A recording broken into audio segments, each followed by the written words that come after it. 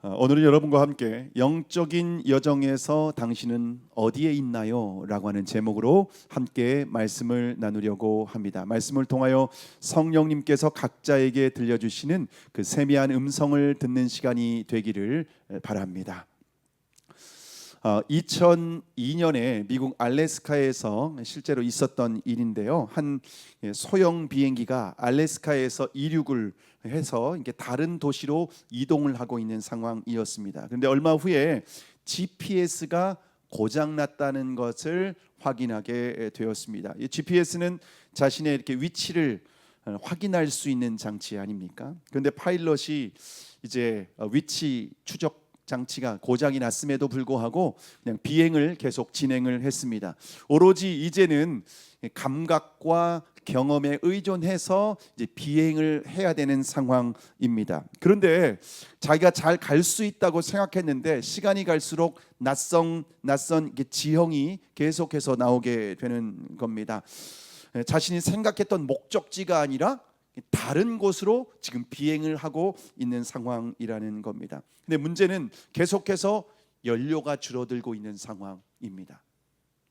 굉장히 위험한 상황이죠. 그래서 관제탑에 구조 신호를 보냈습니다. 다행히 관제탑에서 즉각적으로 응답을 했습니다. 그러면서 묻는 겁니다. 현재 당신의 좌표를 알려주세요. 좌표가 있어야지 어디에 있는지 알아야 정확하게 구조하러 갈 수 있지 않겠습니까? 근데 GPS가 고장 났으니까 자신의 위치가 어디인지 말해줄 수 없는 상황이 되었습니다. 결국 구조 헬기가 수색을 하다가 가까스로 그 비행기를 발견하고 안전한 이제 장소로 안내를 해서 착륙을 할 수가 있었습니다. 만약 조금만 늦었다면 정말 위험한 사고가 발생할 수 있었던 거였죠. 여러분, 그리스도인은 믿음의 비행기를 타고 우리가 목적지를 향해서 나아가고 있는 사람들입니다. 다시 말하면 젖과 꿀이 흐르는 가나안 땅, 하나님 나라를 향해서 우리가 믿음의 비행기를 타고 비행을 하고 있는 사람들이라고 말할 수가 있습니다. 그런데 많은 그리스도인들이 GPS가 고장난 상태로 비행을 하고 있습니다. 자신이 지금 어디에 있는지, 어떤 목적지로 가야 되는지도 모른 채 신앙생활을 하고 있는 겁니다. 오로지 자신의 감각과 경험에 의존해서 지금 신앙생활을 하는 겁니다. 그래서 영적으로 길을 잃고 헤매는 그리스도인들이 너무나도 많이 있습니다. 심지어 다 연료가 떨어져가는 위험한 상황이 발생하고 있음에도 불구하고 지금 그런 상황들을 전혀 인지하지 못하고 있는 성도들이 많이 있다는 겁니다. 더욱 심각한 것은 우리가 비행해서 가야 되는 최종 목적지가 어디인지 모른 채 신앙생활해요. 여러분, 목적지가 어디인지 모르는데 비행을 한다면은요, 위험한 겁니다. 여러분, 중요한 것은 속도보다 방향입니다. 방향이 정확해야 아무리 열심히 갔지만 방향이 잘못되었으면 문제가 되죠. 목적지를 정확하게 알지 못하면은요, 열심히 갔지만은요, 헛된 곳으로 갈 수 있다는 겁니다. 그래서 하나님은 우리에게 영적인 로드맵을 주셨습니다. 영적으로 우리가 어디로 가야 되는지, 내가 지금 위치가 어디 있는지를 확인할 수 있도록 가르쳐 주셨습니다. 그리스도인의 영적인 로드맵을 보여주는 것이 바로 하나님의 말씀인 성경입니다. 특별히 구약 성경에 기록된 이스라엘 역사를 통해서 우리의 영적인 여정을 그대로 보여주고 있습니다. 뿐만 아니라 우리가 도착해야 될 목적지가 어디인지 그 목적지도 정확하게 가르쳐주고 있습니다. 그래서 오늘은 여러분과 영적인 로드맵 6단계를 함께 나누려고 합니다. 영적인 여정의 첫 번째 단계는 애굽입니다. 뭐라고요? 애굽입니다. 한번 따라해 보시죠. 애굽. 예.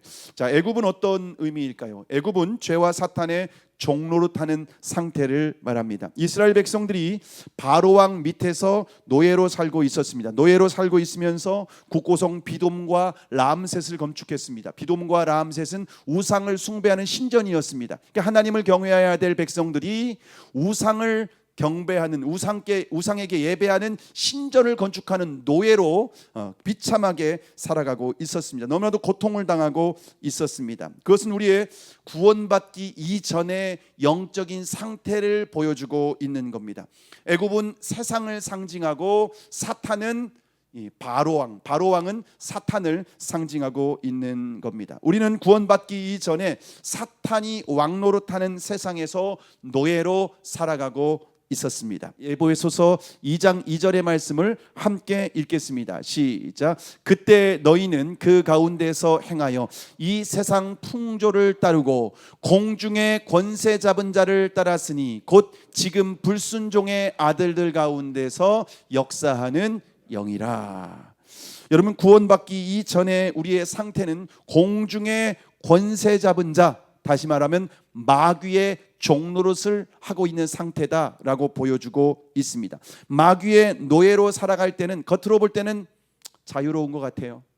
겉으로 볼 때는 우리가 노예 같지가 않아요. 그런데 영적으로 보면은 죄와 사탄의 종노릇하는 비참한 인생이라는 겁니다. 여러분, 사람들이 두려워하는 게 뭘까요? 죽음이죠. 죽음 앞에서 벌벌 떠는 존재가 바로 죄와 사탄의 종노릇하는 인간의 상태라고 보여주고 있습니다. 자, 그러면은 마귀의 종노릇하는 사람은 어떻게 살아갈까요? 어떤 특징이 있을까요? 에베소서 2장 3절의 말씀 함께 읽겠습니다. 시작. 전에는 우리도 다 그 가운데서 우리 육체의 욕심을 따라 지내며 육체와 마음이 원하는 것을 하여 다른 이들과 같이 본질상 진노의 자녀이었더니라고 말씀하고 있습니다. 여기 한번 말씀을 한번 보실까요? 마귀의 종노릇하는 사람의 특징이 뭐냐면요, 육체의 욕심을 따라 지낸다는 겁니다. 육체와 마음이 원하는 것을 하는 겁니다. 다시 말하면은 육신의 정욕, 안목의 정욕, 이생의 자랑을 따라서 우리의 본능을 따라서 살아가는 상태, 그게 바로 마귀의 종노릇하는 사람이라는 거예요. 여러분, 어떻게 살아가고 계십니까? 내 마음에 원하는 대로, 육체가 끌리는 대로 살아가고 계십니까? 그건 성경에서는 짐승 같은 삶이다라고 말하고 있고, 그 짐승 같은 삶이 마귀의 종노릇하는 상태다라고 말하고 있습니다. 그 육체의 본능을 따라 살아가는 삶은 성경은 말할 때 본질상 진노의 자녀이다. 다시 말하면 마귀의 자녀이다. 그래서 마귀와 함께 영원한 지옥불에 들어갈 수밖에 없는 죄인이다. 마귀의 노예다. 라고 성경은 우리에게 분명하게 가르쳐주고 있습니다. 그런데 문제는 우리의 힘과 능력으로는 마귀로부터 스스로 벗어날 수 없다는 거예요. 절대로 스스로 벗어날 수 없습니다. 외부로부터 어떤 구원자가 필요합니다. 복음이 필요한 줄 믿으시기를 바랍니다. 네, 스크린 내려주셔도 되겠습니다. 자, 영적인 여정의 두 번째 단계는 유월절입니다. 유월절 한번 따라해 보시죠. 유월절. 자, 그러면 유월절은 어떤 의미일까요? 유월절은 어린 양의 피로 바로의 노예로부터 해방된 날을 말합니다. 구원받은 날을 유월절이라고 합니다. 하나님께서는 바로 왕 밑에서 고통받는 이스라엘 백성들을 불쌍히 여기시고 모세를 보내십니다. 모세가 바로에게 가서 내 백성을 보내라, 하나님의 백성을 풀어달라고 얘기를 하죠. 그런데 바로가 노예들을 순순히 풀어주겠습니까? 마귀가 자신들의 노예를 순순히 풀어주겠습니까? 오히려 더 고된 노역을 시키고 풀어주지 않습니다. 그래서 하나님께서 어떻게 하시죠? 바로에게 10가지 재앙을 내리십니다. 10가지 재앙을 내리셔서 하나님이 얼마나 위대하신 분이신지, 전능하신 분이신지 보여주시죠. 그런데 끝까지 이스라엘 보내주지 않자 마지막 재앙으로 어떻게 하시죠? 애굽의 모든 장자를, 사람이든 짐승이든 다 죽이시는 마지막 재앙을 내리십니다. 그런데 이스라엘 백성들에게는 그 마지막 재앙을 내리시기 전에 구원받을 수 있는 방법을 가르쳐 줍니다. 장자가 죽지 않는 방법을 가르쳐 주십니다. 그게 무슨 방법이냐면요, 1월 14일 유월절에 어린 양을 잡아다가 그 피를 인방과 설주, 대문에 그 피를 이렇게 바르라고 말씀하십니다. 그러면은 죽음의 사자가 각 집을 이제 들어갔을 때 10개라는 영화에 보시면요, 마치 연기처럼 죽음의 사자를 표현하고 있습니다. 그 집으로 대문 밑으로 슥 들어가면은요, 얼마 후에 장자가 죽어서 비명을 지르는 소리가 들립니다. 그런데 그 피를 바른 집, 하나님의 말씀대로 순종한 집은 그 죽음의 사자가 그 피를 보고 넘을 유, 넘을 월, 넘어간다라고 하나님께서 말씀을 하십니다. 그래서 이스라엘 백성들은 실제로 어린 양의 피를 잡아서 인방과 설주에 대문에다가 뿌렸습니다. 근데 죽음의 사자가 그 집은 들어가지 않고 통과했습니다. 넘어갔습니다. 결국 애굽에서는 바로 왕의 아들도 다 죽었습니다. 그런데 이스라엘 백성들은, 어린 양의 피를 바른 사람들은 그 죽음의 사자로부터 구원받게 된 줄 믿으시기를 바랍니다. 그래서 이스라엘 백성들이 6월절에 해방됩니다. 구원받고 해방된 날이 6월절입니다. 자, 그러면 우리를 죄와 죽음으로부터 구원하실 그 어린 양은 누구일까요? 요한복음 1장 29절의 말씀 읽겠습니다. 시작. 이튿날 요한이 예수께서 자기에게 나아오심을 보고 이르되 보라, 세상 죄를 지고 가는 하나님의 어린 양이로다. 여러분, 예수님은 이 세상에 하나님의 어린 양으로 오신 줄 믿으시기를 바랍니다. 그래서 우리의 죄를, 모든 죄를 담당하시기 위해서 이 땅에 오셨습니다. 그리고 예수님께서 언제 죽으셨죠? 6월절에 죽으셨습니다. 유대인의 6월절, 어린 양의 피로 구원받은 그날, 어린 양이 죽은 그날, 예수님은 유대인의 6월절에 십자가에서 물과 피를 다 쏟으시고 어린 양과 같이 죽으신 줄 믿으시기를 바랍니다. 그래서 어린 양 대신 십자가에서 우리를 대신해서 피 흘려 죽으신 그 예수 그리스도를 주님으로 영접하는 사람들은 우리의 영혼에 어린 양의 피가 묻는 것입니다. 그러면 죽음의 사자가 우리를 데려갈 때에 그 어린 양의 피가 묻은 사람들은 6월 넘어가게 됩니다. 구원받게 됩니다. 그들은 죽음의 사자로부터 영원히 진멸되지 아니하고 지옥에서 영원한 형벌을 받는 것이 아니라 구원받고 하나님의 백성으로 영원히 왕노릇하며 살아가게 되는 줄 믿으시기를 바랍니다. 여러분, 그래서 우리는 예수 그리스도의 복음을 믿고 십자가 복음을 믿고 그 예수님을 나의 주님으로 영접하는 것이 얼마나 중요한지 모릅니다. 이것이 바로 구원입니다. 그 구원받은 사람들이 하나님의 진노와 심판으로부터 해방되고 구원받고 영원한 생명을 누리게 되는 줄 믿으시기를 바랍니다. 아멘. 자, 영적인 여정의 세 번째 단계는 홍해입니다. 한번 따라해 보시죠. 홍해. 홍해는 어떤 의미일까요? 홍해는 구원을 확증하는 사건입니다. 이스라엘 백성들이 6월절에 어린 양의 피로 구원을 받게 됩니다. 그래서 애굽에서 이제 자유하게 됩니다. 근데 그래서 그들이 나와서 이제 행진을 하고 있는데 바로의 마음이 바뀐 거예요. 다시 말하면 마귀가 바뀐 거예요. 마귀의 마음이 바뀌어서 이스라엘 백성들을 다시 추격하기 시작을 합니다. 뒤에서는 애굽의 바로의 군대가 추격을 하고 있고 앞에는 홍해 바다가 가로막고 있는 겁니다. 앞으로도 뒤로도 꼼짝달싹 할 수 없는 아주 샌드위치 같은 그런 상황이 발생하게 되었습니다. 그때 모세가 어떻게 하죠? 지팡이를 바다로 향해서, 홍해 바다를 향해서 내밀었을 때에 그 홍해 바다가 갈라지는 기적이 일어나게 됩니다. 이집트의 왕자라고 하는 그 영화에서도, 애니메이션에도 이런 장면이 나와 있는데요. 그래서 홍해 바다를 가르고 이스라엘 백성들이 그 바다를 가르고 지나가게 됩니다. 그리고 나서 그 뒤에 애굽의 군사가 추격을 했는데 애굽의 군사들이 따라올 때는 홍해 바다가 다시 합쳐져서 결국 그들이 다 애굽의 그 홍해 바다에 수장되는 것을 볼 수가 있습니다. 자, 그런데 이스라엘 백성들이 홍해 바다를 건넌 사건이 사도 바울은 뭐라고 하는지 아십니까? 고린도전서 10장 2절의 말씀 함께 읽겠습니다. 시작. 모세에게 속하여 다 구름과 바다에서 침례를 받고. 여러분, 이스라엘 백성들이 홍해 바다를 건넌 사건, 그것은 저와 여러분에게 영적으로 어떤 사건인지 아십니까? 이것은 침례를 받은 것이다. 그렇게 의미하고 있습니다. 침례는 우리의 정체성을 확증하는 사건입니다. 이제는 더 이상 나는 바로의 노예가 아니다, 나는 하나님의 자녀다라고 하는 당당한 신앙 고백이 바로 침례식입니다. 홍해 바다를 건넌 사람들은 그리고 이제는 다시 애굽으로 돌아갈 수 없습니다. 하나님의 자녀가 된 사람은 다시 바로의 노예로, 세상의 노예로, 마귀의 노예로 살아가서는 안 된다라고 하는 것입니다. 이제는 하나님 나라를 향해서 전진하는 사람들입니다. 뒤로 후퇴하거나 좌우를 돌아보는 사람들이 아닙니다. 오직 하나님 나라를 향해서, 오직 가나안 땅을 향해서 나아가는 사람들이 하나님의 백성, 하나님의 자녀인 줄 믿으시기를 바랍니다.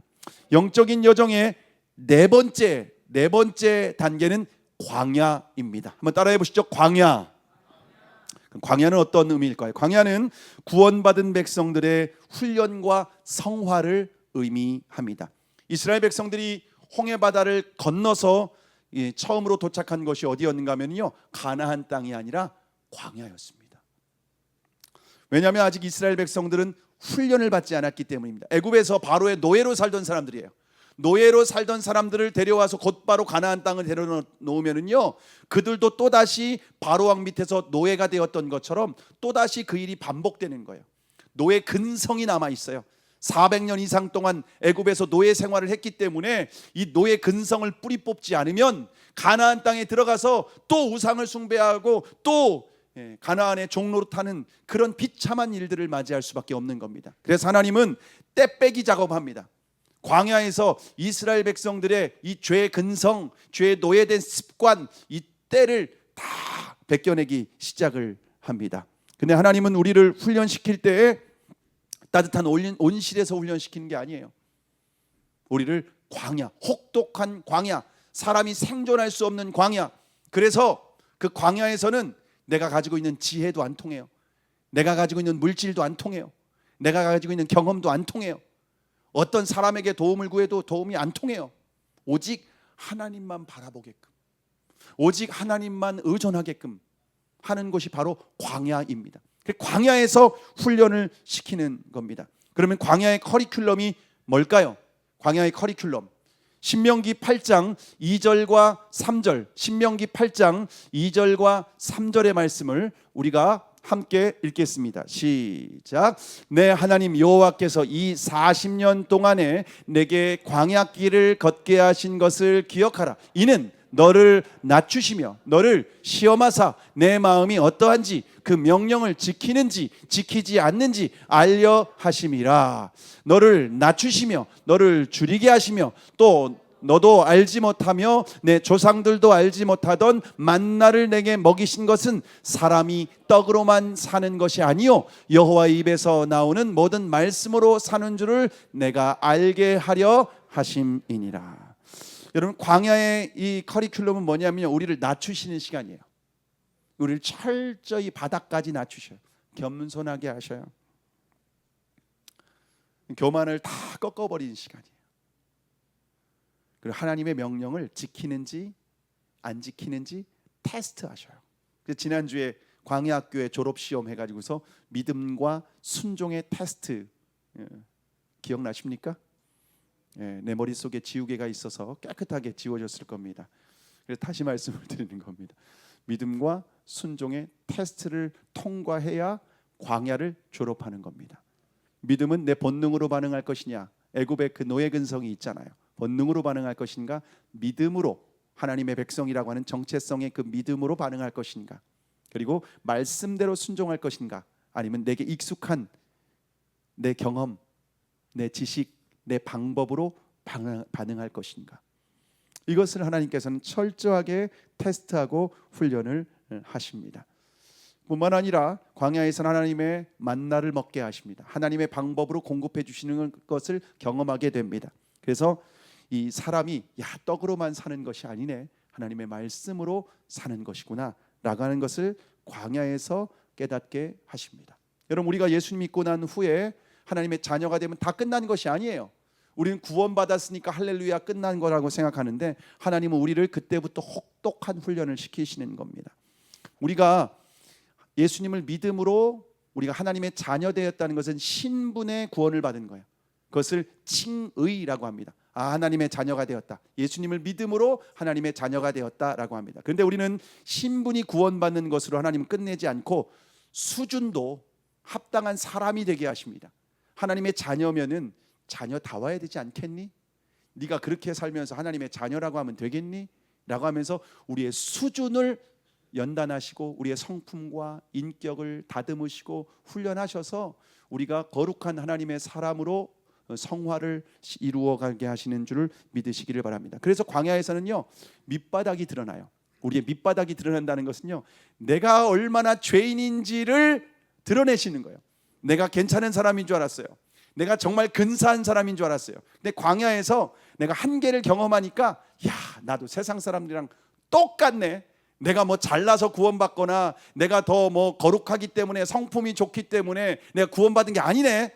내 밑바닥을 드러내셔요. 내 안에 있는 시기, 질투, 분노, 미움, 내 안에 있는 어떤 정욕, 내 안에 있는 음란, 이걸 다 드러내셔요. 억울한 상황이 발생하면 나도 똑같이 분노하는구나. 저 사람만 분노하는 게 아니라 나도 똑같이 분노하네. 이런 상황이 되면은 나도 모르게 내 안에 시기, 질투가 막 폭발을 하네. 이런 것들을 광야에서 다 경험하는 거예요. 근데 우리가 이 훈련을 받는 장소가 주로 어디인가? 그 학교가 어디인가? 가정이에요. 가정에서 부부관계를 통해서 철저히 낮추셔요. 가정에서 부부관계를 통해서 야, 내가 죄인이구나. 야, 내가 사랑해서 결혼했는데 미워 죽겠다. 이런 마음이 드는 거예요. 내가 배 아파서 난 자식인데 야, 눈에 넣어도 아깝지 않다. 그런데 이 자식 때문에 내가 못 살겠네. 이런 거 경험하게 하는 거예요. 내 힘으로 안 돼요. 내 방법으로 안 돼요. 이거를 철저히 가정에서 경험하게 하셔. 여러분의 가정이 광야입니다. 그리고 교회에서 경험해요. 하나님의 백성들이 모였다고 하는데 하나님의 자녀, 하나님의 백성들이라고 겉으로 볼 때는 거룩한 것 같은데 경험하고 나면 야, 이 사람도 죄인이구나. 근데 이 죄인을 품는 것을 경험하게 하시는 거예요. 이 사람 죄인인데 그런데 이 사람을 사랑하는 것을 광야에서 경험하는 거예요. 교회에서 경험하는 거예요. 훈련하는 거예요. 이 광야의 시간을 통해서 우리는 연단되는 겁니다. 거룩함을 이루어가는 겁니다.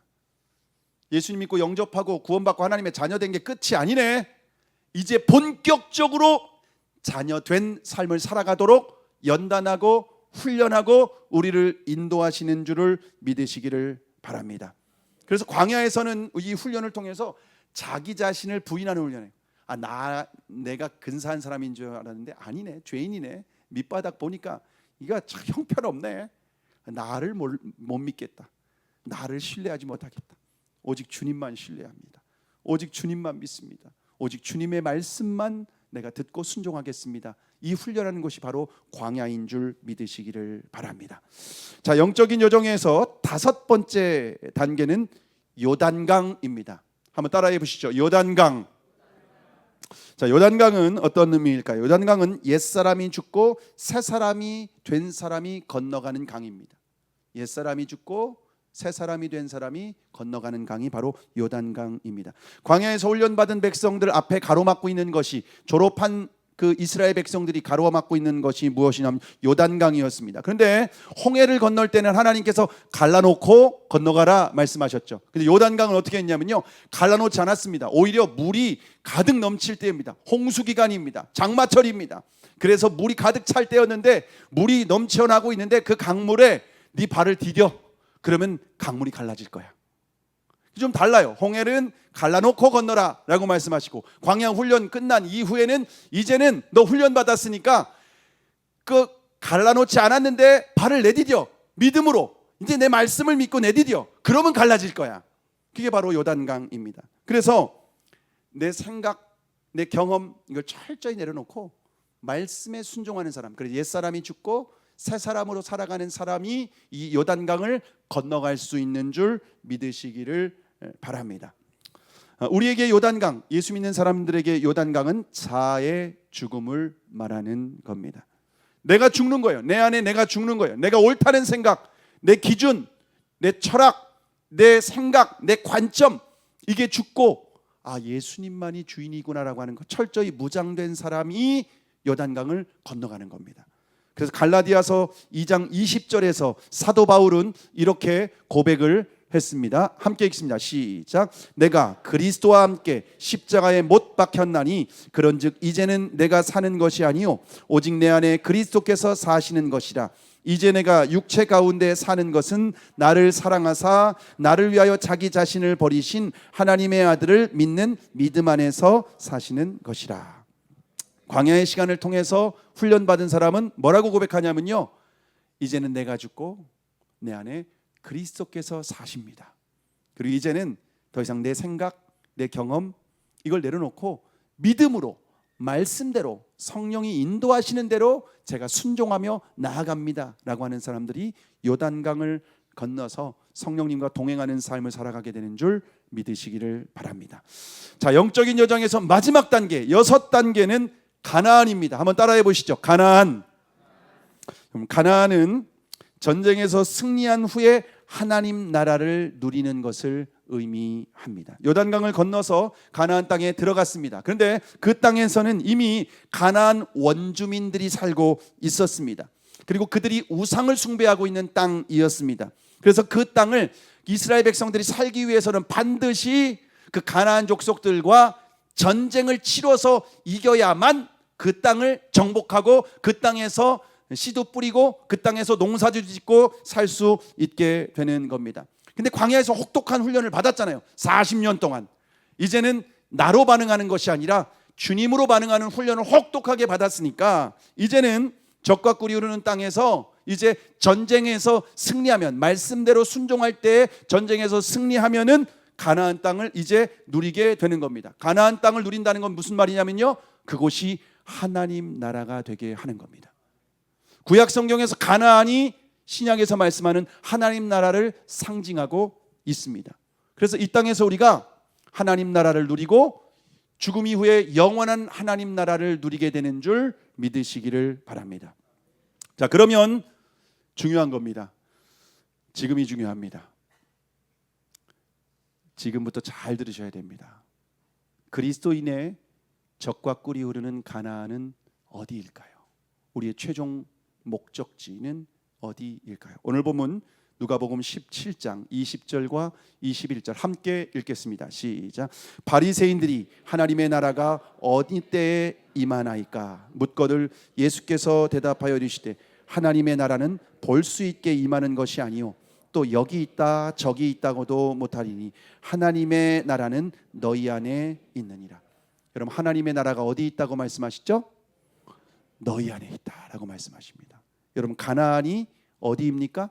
로또 복권 당첨되면 그게 가나안일까요? 기도 제목 이루어지고 마음의 소원 이루어지면 그게 가나안일까요? 가나안은 우리 마음이다라고 말씀하십니다.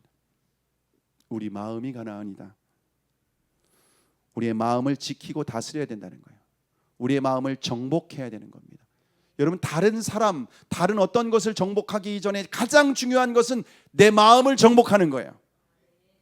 내 마음 가운데 예수님이 주인 되시고 예수님이 왕이 되시고 예수님이 목자가 되시도록 내 마음을 정복하는 것, 그럴 때 내 마음이 적과 꿀이 흐르는 가나안 하나님 나라가 되는 줄 믿으시기를 바랍니다. 그런데 마음의 가나안을 정복하려면요, 죄와 싸워야 됩니다. 이스라엘 백성들이 들어가서 가나안 족속들 7족속들과 싸워서 전쟁에서 승리한 것처럼 우리의 마음에 가나안 하나님 나라가 임하려면요, 마음에 죄와 싸워야 합니다. 우리의 마음은 사탄이 계속해서 공격하기 때문에 그렇습니다. 그래서 에베소서 6장 12절에 함께 읽겠습니다. 시작. 우리의 씨름은 혈과 육을 상대하는 것이 아니요 통치자들과 권세들과 이 어두움의 세상 주관자들과 하늘에 있는 악의 영들을 상대함이라. 여러분, 우리가 싸워야 될 대상은 사람이 아니라는 거예요. 여러분, 누군가가 미웁니까? 저 사람만 없었으면 좋겠다. 그 대상을 잘못 선택한 겁니다. 피와 식별을 명확하게 해야 됩니다. 아군과 적군을 명확하게 구분해야 됩니다. 우리가 싸워야 될 원수는 사람이 아닙니다. 내가 싸워야 될 원수는 내 안에 있는 죄입니다. 우리 부부가 결혼하신 분들이 좀 살다 보면은 남편이 왼수라고 하고 아내가 왼수라고 하고, 남편이 왼수가 아닙니다. 내 안에 있는 죄가 왼수입니다. 이 내 남편을 미워하게 하는 죄가 내 안에 있다는 겁니다. 내 아내를 용납하지 못하게 하는 죄가 내 안에 있다는 겁니다. 이게 내 싸워야 될 원수, 내 싸워야 될 적, 싸워야 될 대상이라는 겁니다. 내 안에 있는 죄와 싸우는 겁니다. 그래서 내 안에 있는 죄와 싸워서 내 안에 예수님이 주인 되시고 예수님의 나라, 하나님 나라가 임하게 하는 것, 여러분 이것이 바로 그리스도인의 최종 목적지입니다. 신앙생활을 여러분이 40년 했습니까? 50년 했습니까? 몇 년 하셨습니까? 근데 신앙생활을 최종적으로 열심히 한 사람들의 최종 목적지는 내 마음의 죄와 싸워서 승리하고, 전쟁에서 승리하고 내 마음에 예수님이 주인 되어서 그 예수님과 같이 살아가게 되는 것, 여러분 그것이 바로 우리 신앙생활의 목적이에요. 열심히 신앙생활했는데 목적지 모르고 열심히 달려온 거예요. 내 영적인 좌표가 어디인지도 모르고 그 다음 가야 될 단계가 어디인지 모르고 교회만 열심히 다닌 거예요. 그러니까 신앙생활을 50년, 60년 했지만 변화된 것이 없어요. 여전히 내 마음인 지옥이에요. 여전히 죄의 종노릇하고 있어요. 여전히 사람들과 싸워요. 용납하지 못하는 거예요. 다투고 시기하고 질투하고 분노하고 죄의 종노릇하고 죄와 죽음의 종노릇하고, 그리스도인이나 세상 사람이나 똑같아. 신앙생활을 제대로 하지 못하고 있다는 거죠. 우리의 목적지가 어디인지 모른다는 거죠. 교회 다니는 것이 신앙생활이 아니라 주님께서 말씀하신 이 영적인 로드맵을 따라서 믿음으로, 말씀으로 오직 예수님이 주인 되어서 우리의 마음의 가나안에 예수님이 주인 되시는 하나님 나라가 임할 때, 그분이 주인 되실 때 결국 우리의 마음 가운데에 기쁨이 있고 평안이 있고, 그것이 임한 사람들이 또 다른 사람을 섬기고 사랑하고, 그리고 예수 믿으면 네 마음에 하나님 나라가 임할 거야 라고 복음도 전할 수 있고 사명도 감당할 수 있는 줄 믿으시기를 바랍니다. 중요한 것은 마음에 하나님 나라가 임하는 거예요. 내 마음에 오직 예수 그리스도가 주인 되게 하는 것. 이 세상 돈이 주인이라고 하는데 아니야. 돈이 주인 됐을 때 얼마나 비참한 인생이 되는지 내가 봤어. 이 세상의 권력이 주인 됐을 때, 권력의 정점에 올라갔을 때 결국 그 권력으로 사람들을 죽여 살리는 게 아니라, 우리는 이것을 통해서 많이 봤습니다. 오직 예수님이 주인 되실 때 우리도 하나님 나라가 임하고 우리만 행복한 것이 아니라 또 다른 사람들도 평화와 기쁨을 누리게 되는 그 은혜를 누리게 되는 줄 믿으시기를 바랍니다. 우리가 싸우고 정복해야 될 이 가나안의 7 족속은 우리의 마음에 있는 죄입니다. 우리 안에 있는 두려움, 우리 안에 있는 교만, 우리 안에 있는 탐심, 우리 안에 있는 나태함, 쾌락, 미움, 분노, 정욕, 이 죄와 싸워서 승리하는 사람이 마음 가운데에 하나님 나라를 누리게 되는 줄 믿으시기를 바랍니다. 자, 그러면 우리의 마음에 있는 가나안을 어떻게 정복할 수 있을까요? 사탄이, 죄가, 세상이 우리의 마음을 지배하는 것이 아니라 우리의 마음이 하나님 나라가 임하도록 어떻게 정복할 수 있을까요? 얼마 전 유퀴즈에서요, 서울대학교 정신과에서 32년 동안 상담을 하신 윤대현 정신과 전문의가 나와서 무기력에 대해서 이렇게 나눈 적이 있습니다. 무기력에 대해서 어떻게 극복해야 되는지 말씀을 하셨는데, 제가 그분의 인터뷰 내용을 보면서 굉장히 인상적인 부분이 있었는데요. 이분이 30년 동안 정신과 전문의로 살아오신 거예요. 그리고 열심히 정신과를 공부했어요. 환자들을 만났어요. 그리고 내린 결론이 뭔지 아십니까? 30년을 연구하고 내린 결론이 뭐냐? 내 마음이 내 마음대로 안 되는구나. 이걸 깨달았대요.